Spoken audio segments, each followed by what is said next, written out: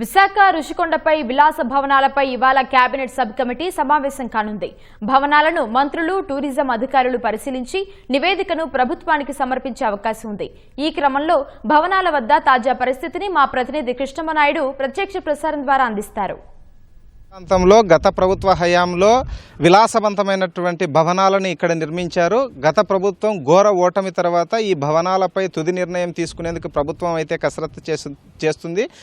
గత ఆగస్టులో ఇక్కడికి వచ్చినటువంటి ఉప ముఖ్యమంత్రి పవన్ కళ్యాణ్ కేబినెట్ సబ్ కమిటీని నియమించాలని ప్రభుత్వానికి సూచించారు. ఈ క్రమంలోనే ప్రభుత్వము 3 మంత్రులతో కేబినెట్ సబ్ కమిటీని నిర్మించింది.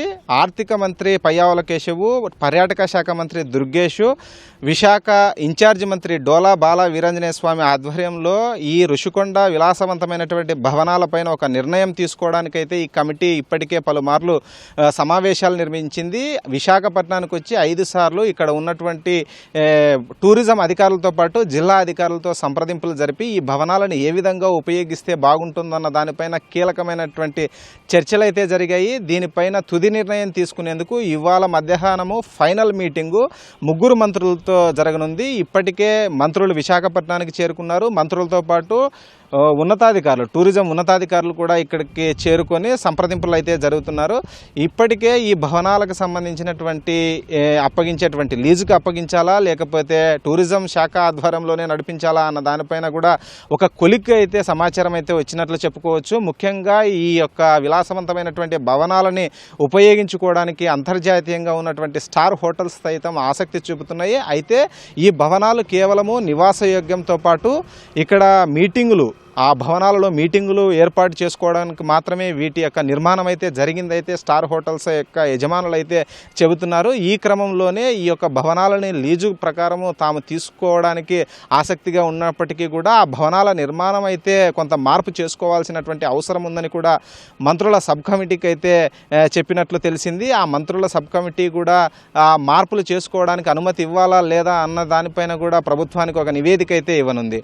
ఇప్పటికీ కేవలము ఈ భవనాలు అయితే మొత్తము ఇక్కడ 452 కోట్ల ప్రజాధనంతో గత ప్రభుత్వం అయితే ఈ భవనాలను నిర్మించింది. పూర్తిగా నిబంధనలకు విరుద్ధంగా CRZ నిబంధనలు తుంగలో తొక్కుతూ ఈ భవనాలని విలాసవంతంగా గత ప్రభుత్వం నిర్మించింది. ఈ భవనాల నిర్మాణం పైన కూడా ఇక్కడ ఉన్నటువంటి స్థానికంగా ఉన్నటువంటి అనేక మంది కూడా దీనిపైన NGTలో కూడా కేసులు వేయడం జరిగింది. NGT కూడా నిబంధనలు అతిక్రమించినట్లు గత ప్రభుత్వం పైన సీరియస్ అవుతూ దాదాపు 200 కోట్ల రూపాయలు కూడా జరిమానా విధించినటువంటి పరిస్థితి ఉంది. దీనిపైన కూడా మంత్రులు కూడా కీలకమైనటువంటి చర్చలు అయితే చేస్తున్నారు.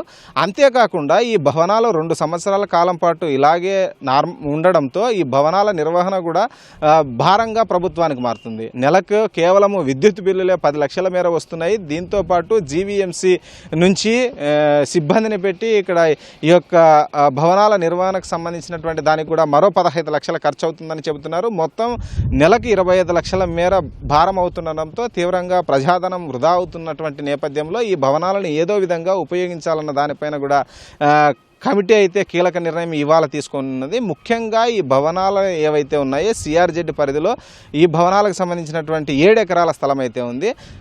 వచ్చినటువంటి స్టార్ హోటల్స్ ప్రతినిధులు ఈ భవనాలతో పాటు ఆ స్థలాన్ని కూడా అడుగుతున్నారు. స్థలాలని ఇవ్వడానికి అంగీకారం తెలుపుతున్నప్పటికీ కేవలం 2 ఎకరాలు మాత్రమే టూరిజం పరిధిలో ఉంది.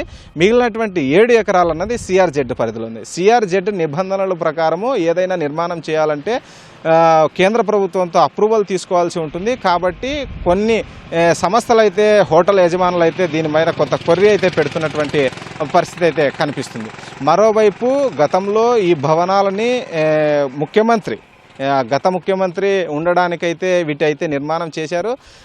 మొదట అయితే వీటిని పర్యాటక శాఖకి ఉపయోగించాలని అయితే ఈ యొక్క అనుమతులు తీసుకొని అయితే గత ప్రభుత్వం నిర్మించింది. కానీ ఈ యొక్క నిర్మాణాల శైలి అంతా అంతర్జాతీయ స్థాయిలో లోపల విలాసవంతంగా 5 స్టార్ రేటింగ్తో ఉన్నటువంటి హోటల్స్ ఏ విధంగా ఉంటాయో ఆ తరహాలో లోపలంతా కూడా విలాసవంతమైనటువంటి భవనాలతో అధిక ఖర్చుని ఉపయోగించి వీటి యొక్క నిర్మాణం అయితే చేశారు. దీనిపైన తీవ్రమైనటువంటి విమర్శలు వచ్చినప్పటికీ కూడా గత ప్రభుత్వం వెనక్కి తగ్గకుండా ఒంటెద్దు పోకడతో వీటి యొక్క నిర్మాణం అయితే చేసినటువంటి సందర్భం అయితే ఈ యొక్క అన్ని విషయాలను అయితే దృష్టిలో ఉంచుకొని స్థానికంగా ఉన్నటువంటి టూరిజం అధికారులతో పాటు అటు జిల్లా అధికారులతో కూడా సమన్వయం చేసుకుంటూ వీటి యొక్క నిర్వహణ ఏ విధంగా చేయాలి, ప్రైవేట్ హోటల్స్కి అప్పగిస్తే ఏ విధంగా ఉంటుందన్న దానిపైన కూడా ఈ రోజైతే మంత్రులు ఒక నిర్ణయానికి రానున్నారు.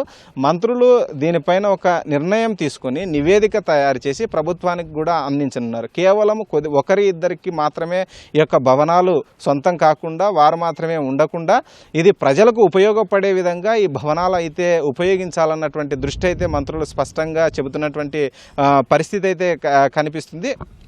అందు ఉద్దేశంతోనే వీటి యొక్క నిర్వహణకు ఇప్పటికే పెనుభారంగా ప్రభుత్వానికి మారినటువంటి నేపథ్యంలో దీన్ని ప్రజల శ్రేయస్సు కోసము ఉపయోగించాలి, ప్రజాధనం వృధా కాకుండా ప్రభుత్వానికి ఆదాయం వచ్చేటువంటి విధంగా కూడా వీటి యొక్క నిర్వహణ అయితే సాగించాలని కూడా ఒక నిర్ణయానికి వచ్చినట్లు తెలుస్తుంది. అటు పర్యాటక శాఖ అధికారులు కూడా రుషికొండలో గతంలో ఇక్కడైతే ఈ పర్యాటక శాఖకు సంబంధించినటువంటి హోటల్స్ ఉండేవి కాబట్టి పూర్తిగా వీటిని ప్రైవేటు హోటల్స్కి అప్పగించుకోకున్నట్లు అందులో ఉన్నటువంటి 1-2 భవనాలను పర్యాటక శాఖకి ఇస్తే అక్కడ ఒక మ్యూజియం లాంటిది ఏర్పాటు చేసి రుషికొండ సముద్ర తీర ప్రాంతానికి వచ్చేటువంటి పర్యాటకుల కోసం కేవలం రుషికొండతో పాటు విశాఖ చుట్టుపక్కల ఉన్నటువంటి కంబాలకొండ, జూ పార్కు, కైలాసగిరి ఇలా రకరకాల ప్రాంతాలను చూసేందుకు అటు వెస్ట్ బెంగాల్తో పాటు బీహారు మిగిలినటువంటి రాష్ట్రాల నుంచి కూడా పెద్ద ఎత్తున లక్షలాది మంది ఏడాదికి ఈ విశాఖకి వస్తూ ఉంటారు సందర్శించడం. కాబట్టి వారందరికీ కూడా మన ప్రాంతం యొక్క విశిష్టతను తెలిపే విధంగా మన ప్రాంతంలో ఉన్నటువంటి అద్భుతమైనటువంటి ప్రాంతాలను చూపించే విధంగా ఒక మ్యూజియం కూడా అందులో ఏర్పాటు చేయాలని కూడా ప్రతిపాదన అయితే ఏపీటీడీసీ నుండి వచ్చింది. అందుకు కూడా మంత్రుల సబ్ కమిటీ అయితే ఒక సానుకూలమైనటువంటి వాతావరణం అయితే కనిపిస్తుంది. వారు కూడా ఆ విధమైనటువంటి నిర్ణయం తీసుకోవడానికి కూడా స్టార్ హోటల్స్ ఎవరైతే బిడ్ వేస్తారో వారితో మాట్లాడేందుకు కూడా ఈ నివేదికలో అయితే పొందుపరచనున్నారు. మరోవైపు ఎవరైతే ఈ యొక్క హోటల్స్ నిర్వహణ కోసం ఒకవేళ ప్రైవేట్ హోటల్స్కి ఇస్తే వారు వస్తారో 33 సంవత్సరాలకి ఈ యొక్క లీజుకి ఇచ్చేటువంటి ప్రతిపాదన అయితే ఏపీటీడీసీలో ఉంది. ప్రభుత్వ ఆదాయం ఏ విధంగా పెంచాలన్న దానిపైన కూడా ఈ యొక్క క్యాబినెట్ సబ్ కమిటీ అయితే ఈరోజు కీలకమైనటువంటి చర్చ ఏపీటీడీసీ అధికారులతో చేరింది. ఓవరాల్గా చూసుకుంటే గత ప్రభుత్వ అనాలోచిత నిర్ణయాలతో ప్రభుత్వ నిబంధనలు తుంగలో తొక్కుతూ ఈ యొక్క భవనాలు అయితే నిర్మించడంతో ఈ కూటమి ప్రభుత్వానికైతే కొంత తర్జన భర్జనగా దీనిపైన నిర్ణయం తీసుకోవడానికైతే చాలా కాలం అయితే సమయం అయితే వెచ్చించింది. ఇక దీనికోసము ఇంకా ఆలస్యం చేస్తే ప్రజాధనం వృధా అవుతుందన్నటువంటి నేపథ్యంలో దీనికి ఒక తుది రూపు తీసుకొని రావాలి, ఏదో విధంగా దీని యొక్క ఉపయోగంలోకి తీసుకురావాలన్నదైతే కేబినెట్ సబ్ కమిటీలో అయితే స్పష్టంగా కనిపిస్తుంది. అందుకనే ఈరోజు ప్రభుత్వ ప్రత్యేక కార్యదర్శి అజయ్ జైన్ కూడా ఈ యొక్క సమావేశంలో పాల్గొననున్నారు. సమావేశంలో ఒక నిర్ణయం తీసుకొని ఇది ప్రభుత్వానికి పంపించనున్నారు. కేబినెట్లో ఒక నిర్ణయం తీసుకొని తుది రూపు అయితే దీనికైతే రానుంది. ఇది ఇక్కడ ఉన్నటువంటి తాజా పరిస్థితి. కెమెరామెన్ సురేష్తో కృష్ణంనాయుడు, ఈటీవీ న్యూస్, విశాఖపట్నం నుంచి.